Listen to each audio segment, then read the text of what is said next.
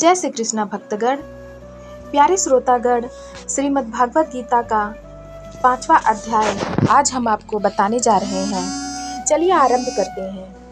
अर्जुन बोले, कृष्ण, आप कर्मों के संन्यास की और फिर कर्म योग की प्रशंसा करते हैं, इसलिए इन दोनों में से जो एक मेरे लिए भली भांति निश्चित कल्याण कारक साधन हो उसको आप कहिए। श्री भगवान बोले, कर्म संन्यास और कर्म योग ये दोनों ही परम कल्याण के करने वाले हैं, परंतु उन दोनों में कर्म संन्यास से कर्म योग साधन में सुगम होने से श्रेष्ठ है।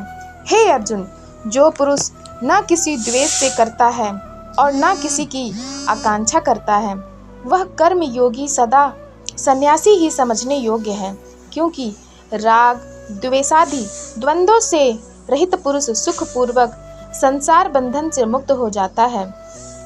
उपर्युक्त संन्यास और कर्म योग को मूर्ख लोग पृथक पृथक फल देने वाले कहते हैं, न कि पंडित जन, क्योंकि दोनों में से एक में भी सम्यक प्रकार से स्थित पुरुष दोनों के फल रूप परमात्मा को प्राप्त होता है।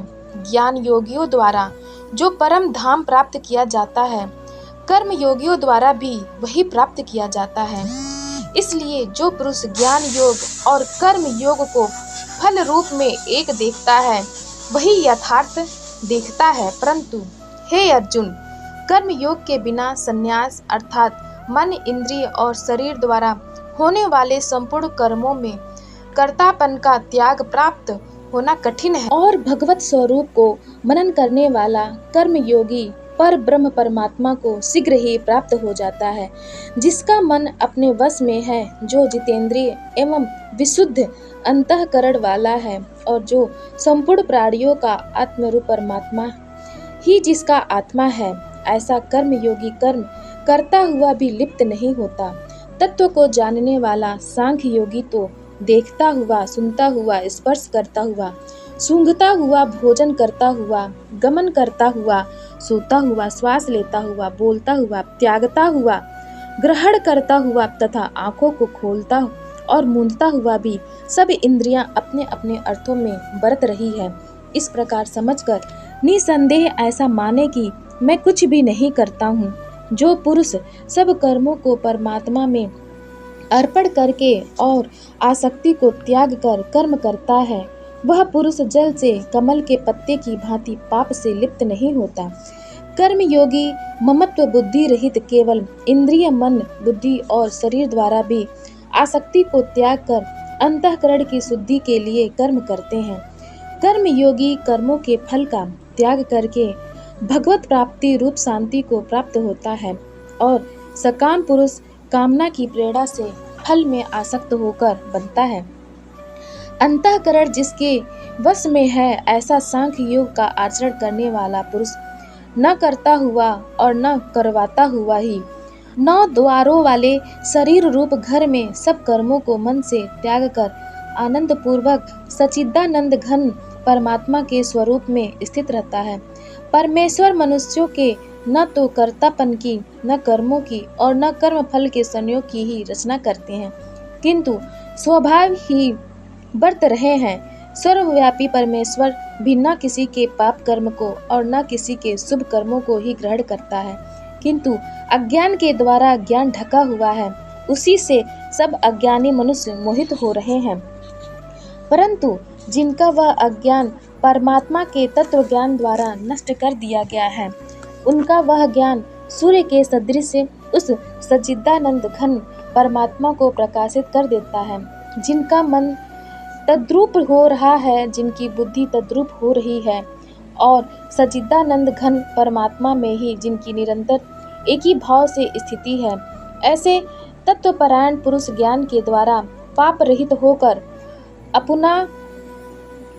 अपुनरावृत्ति को अर्थात परम गति को प्राप्त होते हैं। वे ज्ञानी जन विद्या और विनय युक्त ब्राह्मण में तथा गौ, हाथी, कुत्ते और चंडाल में भी समदर्शी ही होते हैं। जिनका मन समभाव में स्थित है, उनके द्वारा इस जीवित अवस्था में ही संपूर्ण संसार जीत लिया गया है, क्योंकि सच्चिदानंद घन परमात्मा निर्दोष और सम है। इससे वे सच्चिदानंद घन परमात्मा में ही स्थित हैं। जो पुरुष प्रिय को प्राप्त होकर हर्षित नहीं हो और अप्रिय को प्राप्त होकर उद्विग्न न हो, वह स्थिर बुद्धि संशय रहित ब्रह्मवेत्ता पुरुष सच्चिदानंद घन पर ब्रह्म परमात्मा में नित्य स्थित है। बाहर के विषयों में आसक्ति रहित अंतःकरण वाला साधक आत्मा में स्थित जो ध्यान जनित सात्विक आनंद है उसको प्राप्त होता है। तदंतर वह सच्चिदानंद घन पर ब्रह्म परमात्मा के ध्यान रूप योग में अभिन्न भाव से स्थित पुरुष अक्षय आनंद का अनुभव करता है। जो ये इंद्रिय तथा विषयों के संयोग से उत्पन्न होने वाले सब भोग हैं, वे यद्यपि विषयी पुरुषों को सुख रूप भासते हैं तो भी दुख के ही हेतु हैं और आदि अंत वाले अर्थात अनित्य हैं। इसलिए हे अर्जुन, बुद्धिमान विवेकी पुरुष उनमें नहीं रमता। जो साधक इस मनुष्य शरीर में शरीर का नाश होने से पहले ही काम क्रोध से उत्पन्न होने वाले वेग को सहन करने में समर्थ हो जाता है, वही पुरुष योगी है और वही सुखी है। जो पुरुष अंतरात्मा में सुख वाला है, आत्मा में ही रमण करने वाला है तथा जो आत्मा में ही ज्ञान वाला है, वह सच्चिदानंद घन पर ब्रह्म परमात्मा के साथ एक ही भाव को प्राप्त सांख्य योगी शांत ब्रह्म को प्राप्त होता है। जिनके सब पाप नष्ट हो गए हैं, जिनके सब संशय ज्ञान के द्वारा निवृत्त हो गए हैं, जो संपूर्ण प्राणियों के हित में रत है और जिनका जीता हुआ मन निश्चल भाव से परमात्मा में स्थित है, वे ब्रह्मवेत्ता पुरुष शांत ब्रह्म को प्राप्त होते हैं।